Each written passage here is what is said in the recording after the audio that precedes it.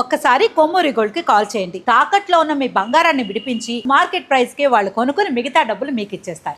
గౌరవ ముఖ్యమంత్రి వర్యులు శ్రీ నారా చంద్రబాబు నాయుడు గారికి, గౌరవ మంత్రివర్గ సభ్యులకి, గౌరవ శాసనసభ్యులకి నా హృదయపూర్వక నమస్కారం. కూటమి ప్రభుత్వం గౌరవ ముఖ్యమంత్రి శ్రీ నారా చంద్రబాబు నాయుడు గారి సారథ్యంలో, గౌరవ ప్రధానమంత్రి శ్రీ నరేంద్ర మోదీ గారి సహకారంతో ఏర్పడి ఇంకొద్ది కాలంలో 2 సంవత్సరాలు పూర్తి చేసుకోబోతుంది.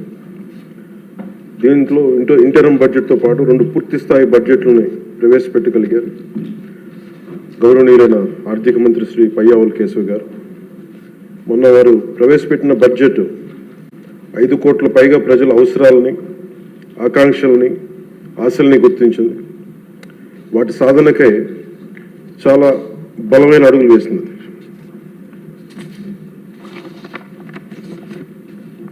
పర్టికులర్ ఇది మనకున్న ఆర్థిక పరిస్థితులు కానీ, 2014 రాష్ట్ర విభజన జరిగినప్పటి నుంచి కానీ, 2019 నుంచి 24 వరకు ఒక అరాచకమైన అనిశ్చితితో కూడిన ప్రభుత్వం కానీ, ఈ కేయాటిక్ ఇలాంటి గందరగోళం మధ్యలో, ఇంత అవకతవకల మధ్యలో కూడా చాలా 3,32,205 కోట్లతో బడ్జెట్ చాలా చాలా ఉన్న పరిమితమైన వనరుల్ని, ఉన్న మానవ వనరుల్ని ఎంత జాగ్రత్తగా వాడాలి, ఎంత జాగ్రత్తగా ప్లాన్ చేయాలనేది బడ్జెట్ చాలా చాలా తెలియజేసిన అధ్యక్ష. ఇందాక నేను చెప్పింది మన ప్రజల అవసరాలని, ఆకాంక్షలు నేను చెప్పడానికి కారణం, కూటమి ప్రభుత్వం ఈ ఏడాది కేవలం సామాజిక పెన్షన్ల కోసమే దాదాపు 33,000 కోట్లు పైగా ఖర్చు చేయనుంది. ఇది ఎలాంటి పరిస్థితుల్లో ఖర్చు చేస్తున్నామంటే, గత ప్రభుత్వం 9.74 లక్షల కోట్ల అప్పుల్ని సృష్టించి మనకు ఆర్థిక విధ్వంసం నుంచి మనల్ని నెట్టేస్తే, ఇలాంటి పరిస్థితుల్లో ఏ నాయకుడికైనా సరే, ఏ పార్టీకైనా సరే చాలా ఒక అస్తవ్యస్తంగా ఉండే పరిస్థితులు. దీంట్లో వీటన్నిటిని తట్టుకొని దానికి ఎలాంటి ఆలోచన విధానం ఉండాలి ఆ వ్యక్తికి అని చెప్పడానికి ముఖ్యమంత్రి గారు ఒకసారి ఆలోచించాలి. పయ్యావుల కేశవ్ గారు ఆ రోజు బడ్జెట్ ప్రసంగంలో చాలా బ్యూటిఫుల్ కోట్ చేస్తూ వెళ్ళారు. దాంట్లో ఒకటి రవీంద్రనాథ్ ఠాగూర్ గారు చెప్పింది, తాను నాటిన చెట్ల నీడలో తాను ఎప్పటికీ కూర్చోలేనని తెలిసిన భావితరాల కోసం చెట్లు నాటి వ్యక్తి జీవితం యొక్క నిజమైన విలువను అర్థం చేసుకున్నవాడు అన్ని విశ్వకవి రవీంద్రనాథ్ ఠాగూర్ గారి మాటల్ని ఇక్కడ ఆయన ఉటంకించారు అధ్యక్ష. ఇది వారిని ఎలా కంపేర్ చేశారంటే, ఒక దూరదృష్టి, దక్షత, దార్శనికత ఉన్న గౌరవ ముఖ్యమంత్రి వారు చంద్రబాబు నాయుడు గారితో కంపేర్ చేసి చెప్పారు అధ్యక్ష.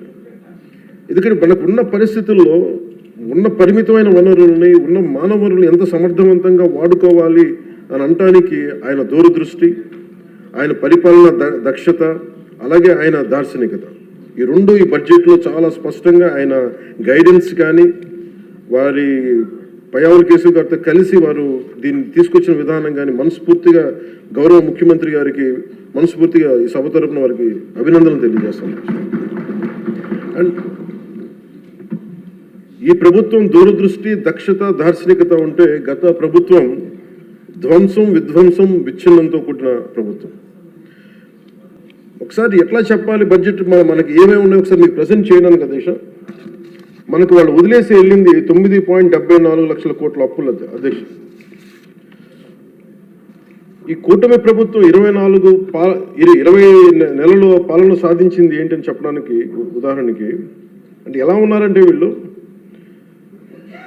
2014-19 మధ్య చేసుకున్న విద్యుత్ కొనుగోలు ఒప్పందాలను గత ప్రభుత్వం ఇష్టానుసారం రద్దు చేయడం ద్వారా విద్యుత్ సరఫరాలో లోటుపాట్లు వచ్చాయి. దీనికోసం విద్యుత్ కొనుగోలు పేరిట అధిక ధర చెల్లించే బాధ్యత లేని వ్యక్తులకి చేసిన కొనుగోలు కారణంగా డిస్కమ్స్కి 12,250 కోట్ల నష్టం వాటిల్లింది.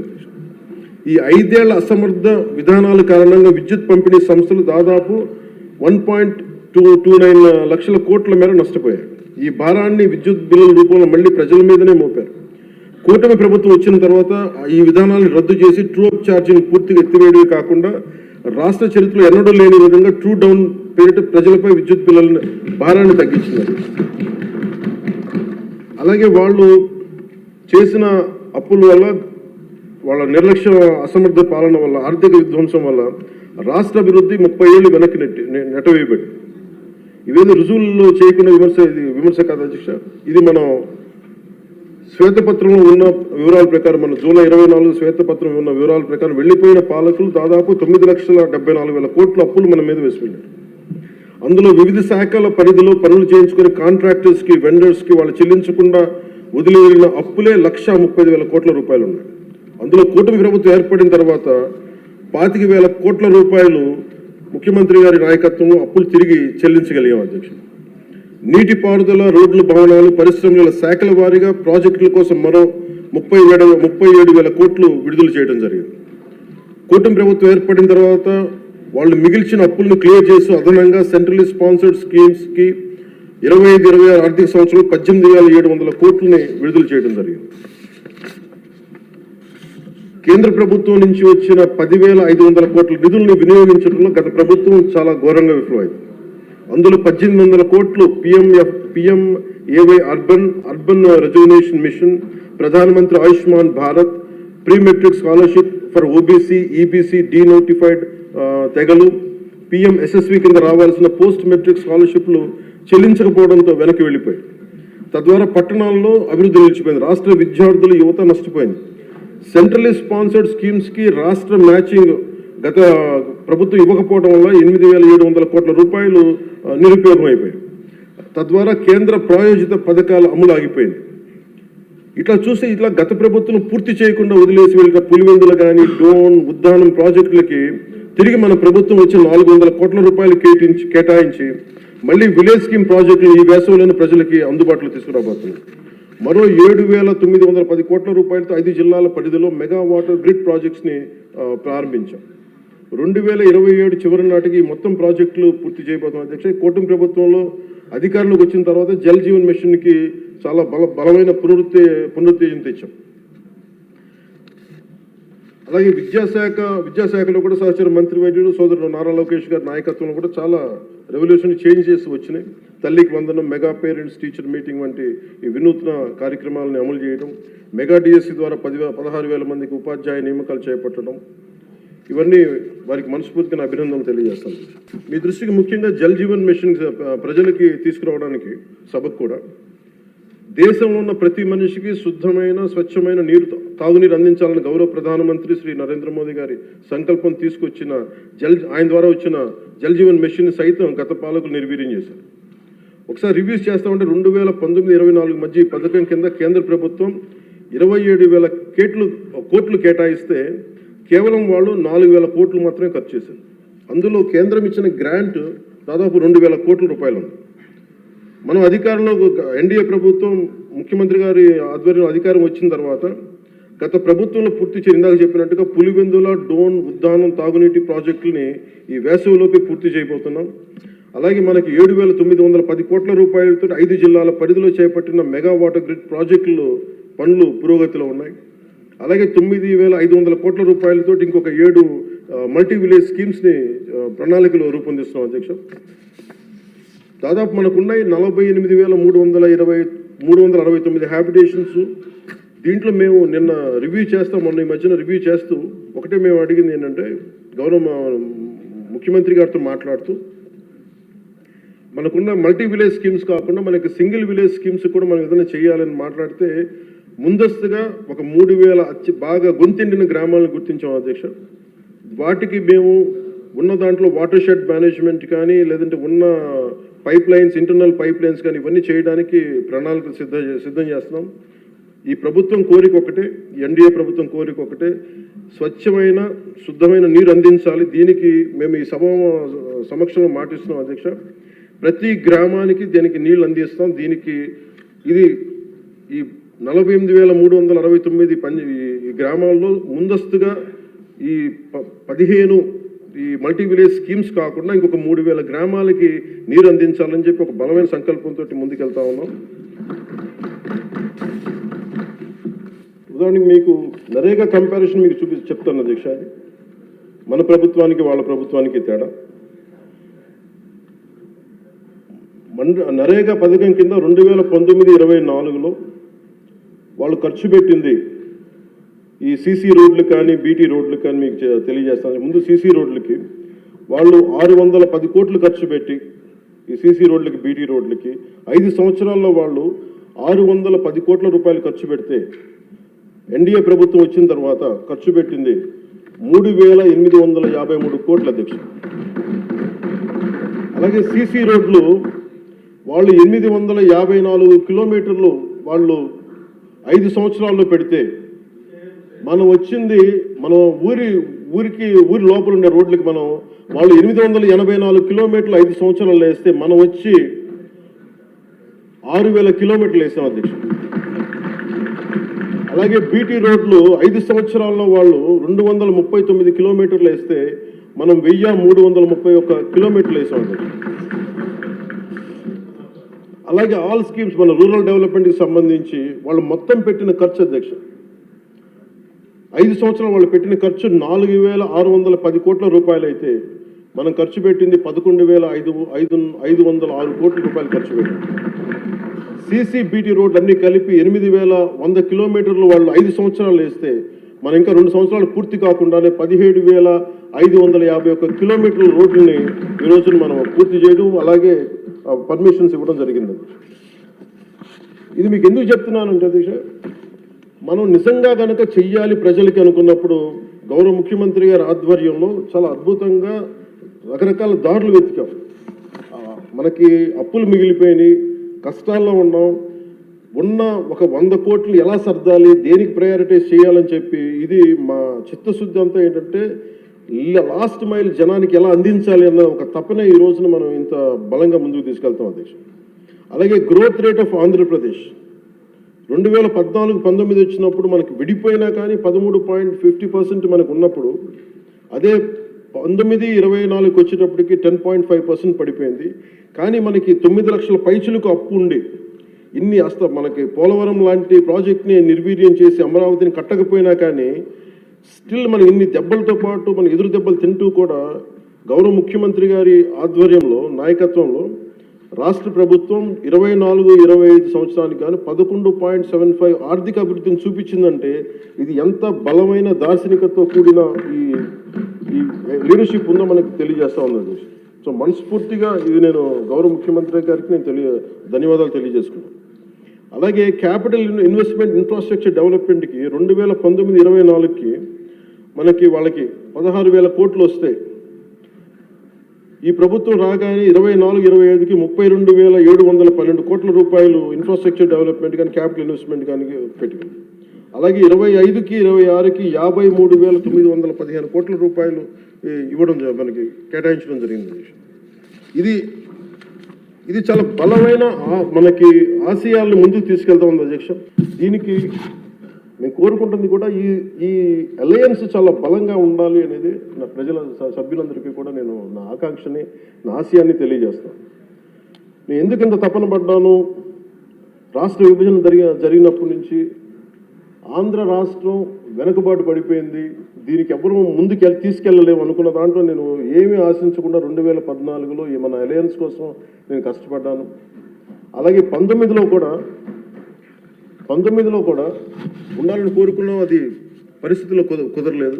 కానీ 24కి వచ్చేటప్పటికి నేను పార్టీ పరంగా అన్ని తగ్గి అన్ని రకాలుగా ఎందుకు పెట్టానంటే ఇది నేను పార్టీగా గెలవడం కంటే కూడా నేను ఇండివిజువల్గా సాధించడం కంటే కూడా నేను కోరుకుంది 5 కోట్ల మంది ప్రజల ఆకాంక్షల్ని ఆశయాల్ని ముందుకు తీసుకెళ్లాలని ఒక నా తపన. ఇది ఎట్టి పరిస్థితుల్లో కూడా నేను కోరుకుంటుంది. ఇప్పుడిప్పుడే మనం చిన్నపాటి ఒక 1 పాయింట్ అభివృద్ధి చూసాం మనం ఇప్పటికీ.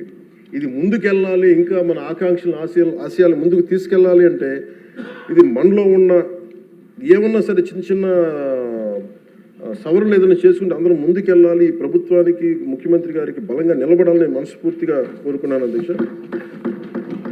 అలాగే మీ దృష్టికి ఒక కీలకమైన విషయం తీసుకురావాలి అధ్యక్ష.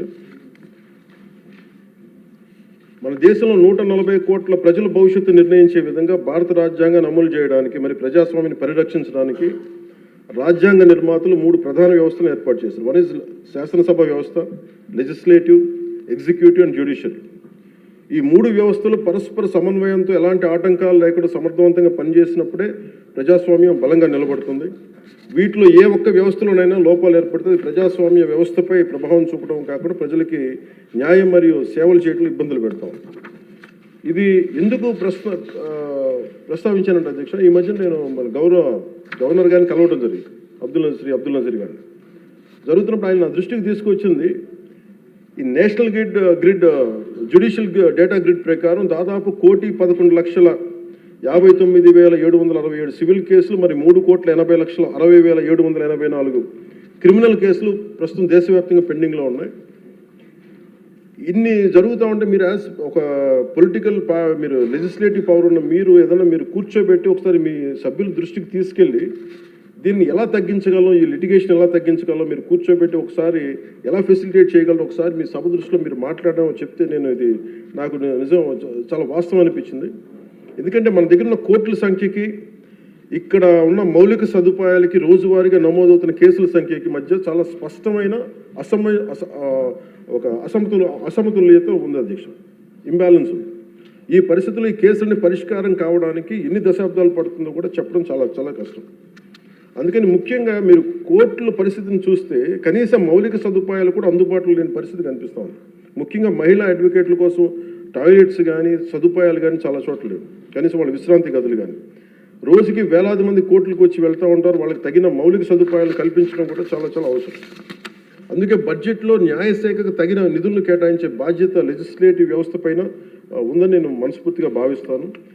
ఈ సందర్భంలో ఈ సంవత్సరం గౌరవ ఆర్థిక శాఖ మంత్రి పయ్యావుల కేశవ్ గారు ప్రవేశపెట్టిన ఈ బడ్జెట్లో దాదాపు 100 కొత్త కోర్టు భవనాల నిర్మాణానికి 349 కోట్లని కేటాయించడం చాలా చాలా మనస్ఫూర్తిగా అభినందిస్తాను. గతంతో పోలిస్తే కూటమి ప్రభుత్వం న్యాయశాఖ చాలా ప్రాధాన్యత ఇస్తున్నప్పటికీ కూడా సభ దృష్టికి నేను తీసుకొస్తే ఇంకా మనం చేయాల్సిన పనులు చాలా చాలా ఉన్నాయనిపిస్తుంది. ఎందుకంటే ఆయన చెప్పింది, ప్రత్యేకించి గవర్నర్ గారు చెప్పింది, ఒక్క కేసు ఒకళ్ళ మీద ఉంటే మనందరికీ తెలుసు, అందరం దాదాపు ముఖ్యమంత్రి గారు చెప్తే సభలో ఉన్న ప్రతి ఒక్కళ్ళ మీద ఏదో ఒకలాగా కేసులు ఉన్నాయి. మన మీద కేసు పడింది లేదంటే సగటు ఒక మనిషి మీద కేసు పడిందంటే మన ఒక్కళ్ళ మీద పడినట్టు కాదు, మన కుటుంబ సభ్యుల మీద, మన చుట్టుపక్కల ఉన్న దాదాపు 10 మంది మీద పడద్ది. ఆయన అబ్దుల్ నజీర్ గారు చెప్పింది కూడా, ఒక కేసుని మీరు ఒక వ్యక్తిగా చూడకండి, ఒక సమూహంగా చూడక 10 మంది మీద ఇంపాక్ట్ ఉంటుంది. మీరు కోటి కేసులు ఉన్నాయంటే దాదాపు 10 కోట్ల మంది ప్రజల మీద ఇంపాక్ట్ ఉంటుంది. అందుకని దాని మీద మీరు లిటిగేషన్కి మీరు ఆల్టర్నేటివ్ డిస్ప్యూట్ రిజల్యూషన్ మీరు పెంచే దిశగా మీరు ప్రభుత్వం ఆలోచిస్తే చాలా మంచిది అనేది వారు సూచనప్రాయంగా తెలియజేశారు అధ్యక్ష. అలాగే కేసుల స్వభావం క్లిష్టతను బట్టి చిన్న చిన్న వివాదాలను ఏడీఆర్ సెంటర్ల ద్వారా పరిష్కరించేలా చర్యలు తీసుకుంటే కోర్టులపై ఉన్న భారం తగ్గుతుంది. ఇవే కాకుండా కొత్త కోర్టు భవనాల నిర్మాణం మాత్రమే కాకుండా ఇప్పటికున్న కోర్టులన్నింటిలో కూడా కనీసం మౌలిక సదుపాయాలు కల్పించడం అత్యంత అవసరం. ముఖ్యంగా టాయిలెట్స్ కానీ, తాగునీటి సదుపాయాలు కానీ, కంప్యూటర్స్ కానీ, సర్వర్స్ కానీ, నెట్వర్కింగ్ వ్యవస్థలు, డిజిటల్ రికార్డ్ మేనేజ్మెంట్ వంటి ఐటీ మౌలిక సదుపాయాలని అభివృద్ధి చేయాలి. అలాగే కోర్టులు మరియు జైళ్ల మధ్య వీడియో కాన్ఫరెన్సింగ్ వ్యవస్థలను విస్తరించడం, ఆటోమేటెడ్ కేసు నిర్వహణ వ్యవస్థలు అమలు చేయడం వంటి సాంకేతిక పరిజ్ఞానాలను ఉపయోగించుకోవడం ద్వారా విచారణ వేగాన్ని పెంచి ఖర్చులు కూడా తగ్గించవచ్చు. సో అధ్యక్ష, ఈ అంశంపై గౌరవ ముఖ్యమంత్రి శ్రీ నారా చంద్రబాబు నాయుడు గారి నాయకత్వంలోని కూటమి ప్రభుత్వం సమగ్రమైన ఒక చర్చ జరపాలని, అవసరమైతే గవర్నర్ మరియు సుప్రీంకోర్టు మాజీ న్యాయమూర్తులు అయిన జస్టిస్ అబ్దుల్ నజీర్ గారి విలువైన సూచనలు కూడా తీసుకుని ముందుకు సాగితే మరింత మెరుగైన ఫలితాలు సాధించవచ్చని సభ దృష్టికి నేను తీసుకొస్తాను. అలాగే నేను ఈ మన పంచాయతీరాజ్ నిధులు కానీ మనం ఎలా ఖర్చు పెట్టాం, ఏం ఖర్చు పెట్టాం అత్యంత పారదర్శకతతోటి 175 ఎమ్మెల్యేస్కి సంబంధించి ప్రతి ఒక్కరు, ఉదాహరణకి ఇది పయ్యావుల కేశవ్ గారి ఉరవకొండ నియోజకవర్గానికి సంబంధించి ప్రతి ఒక్క ఎమ్మెల్యే గారికి, గౌరవ శాసనసభ్యులకి ఎంతెంత ఇచ్చాం, ఎంత నిధులు ఇచ్చాం అనేది మీరు ప్రతి ఒక్కరికి వారికి ఇవ్వడం జరిగింది అధ్యక్షుడు. ఇందులో ఎవరికి కూడా నా దృష్టికి ఏ సమస్య వచ్చినా, పంచాయతీరాజ్ శాఖకు సంబంధించి ఏది వచ్చినా కానీ, ఆర్డబ్ల్యూఎస్ కానీ లేదంటే ఫారెస్ట్ డిపార్ట్మెంట్ ఏది వచ్చినా సరే ప్రత్యేక శ్రద్ధ పెట్టి ఉన్న పరిమితమైన నిధులనే అందరూ ఒకళ్ళకి ఇవ్వకుండా కూడా పార్షియాలిటీ చూపించకుండా ఉన్నంతలో అందరికీ న్యాయం జరిగేలా మేము చేస్తామని, ఇది మీ ద్వారా ప్రతి ఎమ్మెల్యే గారికి, ప్రతి గౌరవ శాసనసభ్యులు ప్రతి ఒక్కరికి పంచాయతీరాజ్ శాఖ అందజేస్తున్న అధ్యక్ష. ఇది మీ దృష్టికి తీసుకొస్తా ఉన్నాను. ఇది మీ నియోజకవర్గాల్లో మీకు ఎంత ఖర్చు పెట్టాం, ఎలా చెప్పాం, మీరు చాలా సగర్వంగా మీరు చెప్పుకునేలా ఉంటుందని తెలియజేసుకున్నాను అధ్యక్ష. ఏమండి? Thank you. అలాగే అధ్యక్ష, వీళ్ళకి సంబంధం అంటే నాకు సభ దృష్టికి, ఇంకా గౌరవ సభ్యులందరూ మాట్లాడతారు, నా సభ దృష్టికి నేను తీసుకురాగలిగేది, ఇప్పటికీ కూడా వాళ్ళ సభ్యులు తక్కువ 11 మంది అయినప్పటికీ కూడా వాళ్ళు ఒక 1100 మంది ఉన్నట్టుగా వాళ్ళు మాట్లాడుతూ ఉంటారు. అంటే మనం ఎందుకనంటే వాళ్ళు చెప్పిన దాన్ని చాలా బలంగా నమ్ముతారు. మనం చేసే పనులు మనం చెప్పుకోలేం, మనం చేయడానికి సంకోచిస్తున్నాం ఏంటో తెలియదు. కానీ వాళ్ళు చూడండి, ఇందాక నేను చెప్పింది మీకు,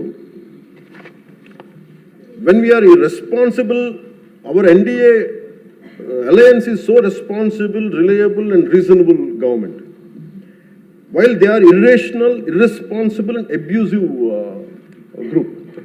వీటన్నిటి మధ్యలో మనం కూర్చోబెట్టి మనం ఏదైనా మాట్లాడాలి అంటే మనందరం కూడా ఒక ఏకాభిప్రాయం మీద ఒక ఏకత్వం ఉండాలి అనేది నేను మనస్ఫూర్తిగా సభ్యులందరినీ కూడా నేను కోరుకుంటా ఉంటాను.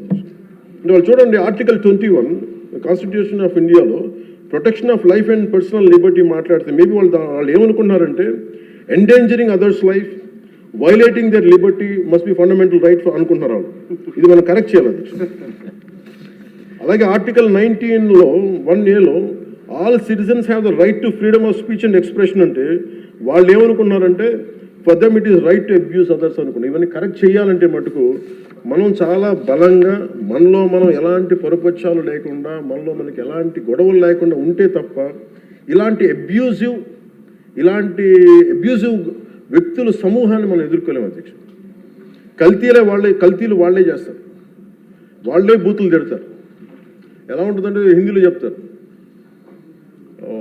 ఉల్టా చోర్ కొత్త వాళ్ళు కూడా అంటే దోపిడీలు చేసే దొంగ పోలీసు వస్తే పోలీసుని దొంగ అని నడిచాడు.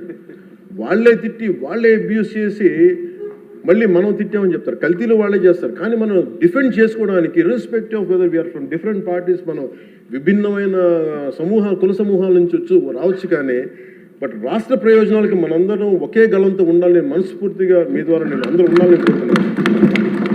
నాకు మీకు ప్రజల ఆకాంక్షలు ఎలా ఉంటాయో తెలియదు, ప్రజల ఆశయాలు ఎలా ఉంటాయో తెలియదు. మీరు బడ్జెట్ వస్తుంది అంటే అరే మాకు ఏం వస్తుంది ఇందులో కోరుకుంటారు.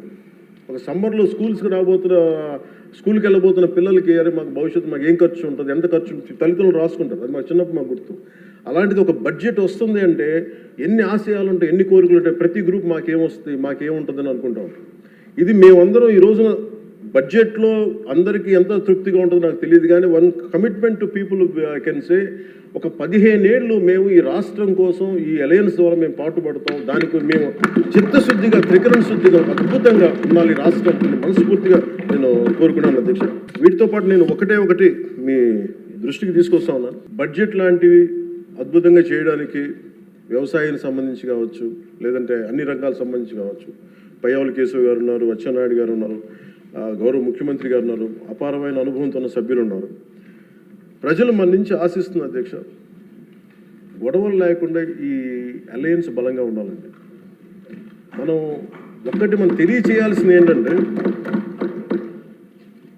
ఏ ఒక్క ఎమ్మెల్యే ఈ సభలో అడుగు పెట్టాలన్నా అన్ని కులాలు, అన్ని మతాలు సపోర్ట్ చేయందే, ఎంతో కొంత ఓటు వేయందే ఇక్కడికి రావాలి అధ్యక్ష. కానీ ఈ మధ్యన పరిస్థితులు ఎలా ఉన్నాయంటే, బయట ప్రత్యేకించి వీళ్ళు చేస్తున్నది, వాళ్ళు ఎలా మాట్లాడుతున్నారంటే ఇష్టం వచ్చినట్టుగా తిట్టేసి కులాలు వెనక దాక్కున్నారు అధ్యక్ష. అది మటుకు ఎందుకంటే నేను ఒక భారత రాజ్యాంగం నేను నమ్ముతున్నాను పెట్టినప్పుడు I'm beyond cost, creed and religion. అది ప్రతి శాసనసభ్యుడి తాలూకు అది ఓత్ అధ్యక్ష. కానీ మనం తెలియజేయాల్సింది ఏంటంటే, కులాల వెనక దాక్కోవటం కుదరదు. మీరు ఇష్టానికి తిట్టేసి ఇష్టానికి వచ్చి ఏదైనా తిరిగి అంటే మేము కులాల వెనక దాక్కుంటామంటే ఇలాంటి ధోరణి కనుక మనకు ఉంటే ఆంధ్రప్రదేశ్ ప్రజానికం నష్టపోతుంది. నేను చెప్తున్నాను, కులాలు, మతాలు, ప్రాంతాలు దాటకపోతే ఈ రాష్ట్ర ప్రయోజనాలను మనం సాధించలేము. ఖచ్చితంగా ఇది మీరు పదే ఇది మీరు ఇళ్లలో మాట్లాడుకుంటారా, ప్రజలకి తెలియజేస్తారా, మీ నియోజకవర్గాలు ఇది చేయకపోతే ఏమైపోతుంది అధ్యక్ష, విచ్ఛిన్నం, ఇందాక వారి గురించి చెప్పాను, వాళ్ళు విచ్ఛిన్నం చేయడానికి సిద్ధంగా ఉన్నారు. ఇప్పుడు మన ఐక్యత ఉండాలి అని సమాజం కోరుకుంటే వాళ్ళు విచ్ఛిన్నం చేయడానికి సిద్ధంగా. దీన్ని రిపీటెడ్గా కనుక మనం ప్రజల్లోకి తీసుకెళ్ళకపోతే మటుకు మనం ఎన్ని గొప్ప బడ్జెట్లు పెట్టి ఎంత సదాశయాలతో ఉన్నా కానీ quality of thought, quality of behaviour కనుక మనకు లేకపోతే ఇంత బడ్జెట్లు కూడా, ఇంత ఆశయాలతో ఉన్న బడ్జెట్లు కూడా నిష్ప్రయోజనం అయిపోతాయి. ఆ జాగ్రత్త మనం అందరం తీసుకోవాలి అధ్యక్ష. ఈరోజు మనం బడ్జెట్ గొప్పగా ఉంది అని ముందుకు తీసుకెళ్తున్నాం, కానీ మన బాధ్యత కూడా మనం నిర్వర్తించాలనేది నేను మనస్ఫూర్తిగా సభని కోరుకుంటూ, గౌరవ ముఖ్యమంత్రి గారికి అవకాశం ఇచ్చిన మీకు, గౌరవ శాసనసభ్యులందరికీ, మంత్రివర్గానికి అందరికీ నా ధన్యవాదాలు తెలియజేసుకుంటూ, పర్యాటక రంగాన్ని ప్రత్యేకించి దుర్గేష్ గారి ఆధ్వర్యంలో 20,000 కోట్లు పెట్టుబడులు ఆకర్షించాం. తద్వారా 50,000 మందికి ప్రత్యక్షంగా పరోక్షంగా ఉపాధి అవకాశాలు లభించనున్నాయి. అలాగే గౌరవ మన సివిల్ సప్లైస్ ఆహార పౌర సరఫరాల శాఖ బాధ్యతలు నాదెండ్ల మనోహర్ గారు స్వీకరించిన తర్వాత గత ప్రభుత్వంలో హెచ్చుమీరిన రేషన్ మాఫీ ఆగడాలను అడ్డుకట్టు వేయాలని నిర్ణయించుకున్నారు. అన్నం పెట్టే రైతులు గత ప్రభుత్వం మిగిల్చి వెళ్లిన ధాన్యం బకాయిలు 1,674 కోట్లు చెల్లించారు. మన ప్రభుత్వ హయాంలో చేసిన ధాన్యం కొనుగోలుకు 4,80,000 మందికి పైగా రైతులకి 24 గంటల్లో 10,650 కోట్లు వారి ఖాతాల్లో జమ చేశారు. మనస్ఫూర్తిగా ప్రతి వారికి నా ధన్యవాదాలు తెలియజేసుకుంటూ నాకు అవకాశాన్ని ఇచ్చి మీ అందరికీ ధన్యవాదాలు సమర్పిస్తున్నాను.